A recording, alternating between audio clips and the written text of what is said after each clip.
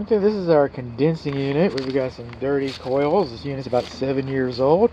It's 3.5 tons, and we're using R410A refrigerant. No longer manufactured in the United States, no longer being produced in the United States. Not produced, manufactured, no longer being imported into the United States legally anyway. So that's what we have here. So what that tells us, the unit is about 7 years old. This equipment is engineered on paper to last about 20 years. It might last 35 years, I hope it does, or it might only last 7 years, and it is 7 years old. But the average is about 14 years, even though it's engineered on paper to last 20.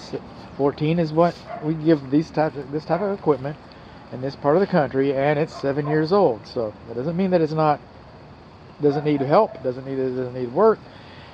But I'm stressing that you're using 410A, an obsolete refrigerant. Yes, they do have stockpiles of it. Yes, it is available, but they're no longer making it, like I said. You know what else they're no longer making? They're no longer making compressors. They're no longer making any of the parts for... Now, the fan, you'll always be able to get a fan motor.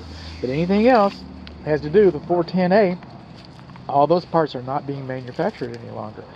They can sell them to you legally as long as they're on the shelf, but they are not replenishing what's coming off of the shelf. So just heads up on that. Doesn't mean it's not working. We're going to see here in a little bit to see how it's working. Doesn't mean it's not working at all. But by the way, it's 410A. What else you got, bud? Oh, we got stuff. We do not have a rain diverter over the condensing unit, so the water just pours right off of here onto your condensing unit because it's aged prematurely. And coming back over here, our electric whip. Okay, it looks like it's coming out. Coming out.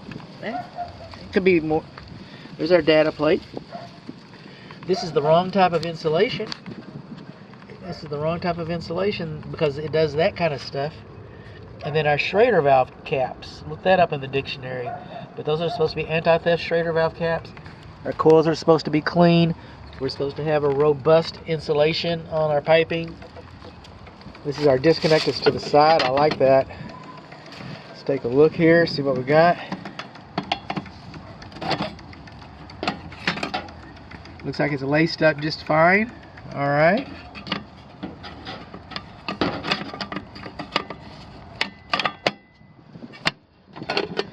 Comes in. 30 amps. Requires 35. Hey, how you doing? Requires 35 amps. 30 amps, 35 amps.